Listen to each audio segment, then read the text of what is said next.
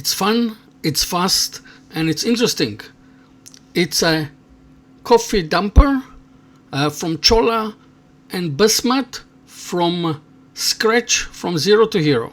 Let's go. So first I'm pouring some bismat in a mold, in a wood mold that you saw that broke off. And here what I'm doing is I'm going to drill a hole so it will fit inside a bolt of the size that are needed. And here I'm using a taper to tape the threads for the bolt. And then later I'm going to take a cut. I'll cut a piece of bolt and I will glue it with epoxy glue into the bismat. I'm keeping the tailstock on, so it will sit in straight and it will not wobble. That's another thing that I like to do is if I keep the tailstock and here is I put it in and then I leave it as it is, so I know it's center and it's not going to sit on an angle and it will not wobble. Now this cholla, I made another project a few weeks ago.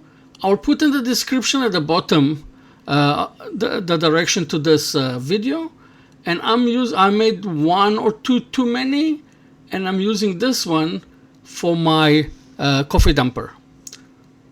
Cholla with red and pearl resin inside. The coffee damper's got a small handle, so I can use only half of that, and I'll put it together very quickly. Now if you're new to my channel, of course, don't forget to subscribe, press the bell so you know that I'm putting a new video, and like or don't like, and put remarks at the bottom. I read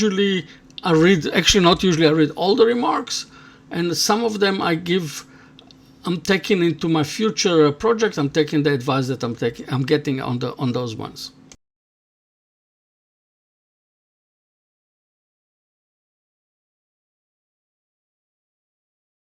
I've got this cholla for a long time. It was sitting for a while, for almost a month. It was sitting in sodium hypochlorite and gives it a little bit of whiter color. And I had to wash it after that, of course, because it's dangerous. And now you can see that's why my cholla is a little bit whiter than normal. I'm drilling a hole in the middle, and that will hold the other side of the bolt.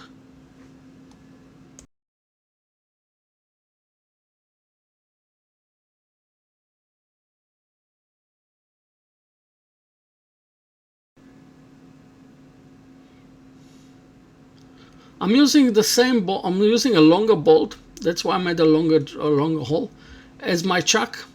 It's used as a dump chuck, and that's way I can machine it easier. I don't have to put it between jaws. Sandpapering. All the work that I done here was 80 sandpaper, then all the way to 600, and after that I used pads all the way from normal, from fine, all the way to microfine.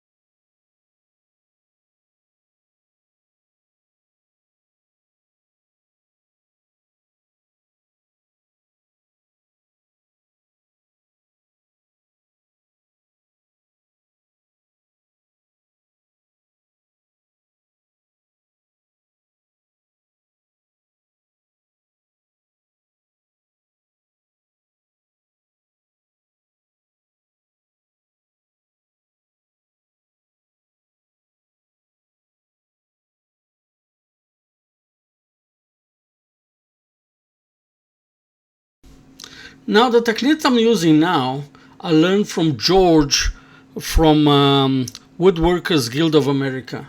It's basically using boiled linseed oil and on top of it super glue, and I done this procedure for 8 times. Linseed oil, let it dry a little bit, super glue, and on top of it. So I actually, it makes it easy because the paper doesn't stick to the project. I love it. Thank you, George.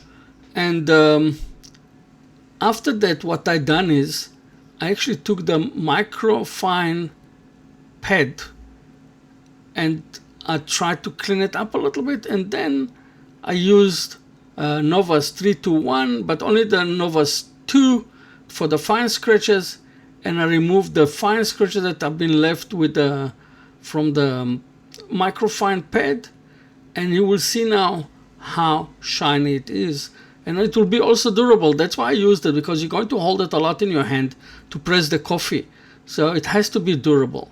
And now we're going back into the press, the metal side.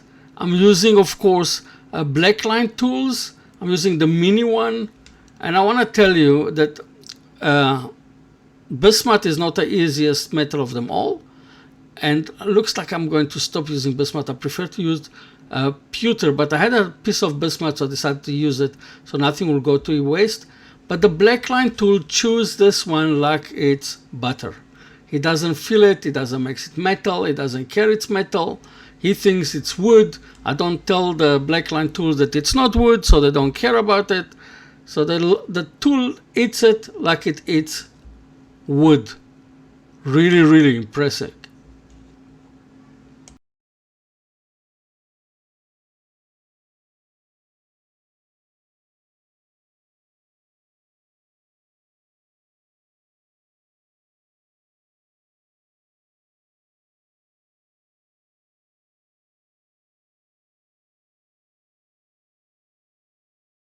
I brought it to the size of 58 millimeters. That's what they said. That's supposed to be the size of it. My 3-line mark, and then just sandpaper it as much as possible. I want it to shine.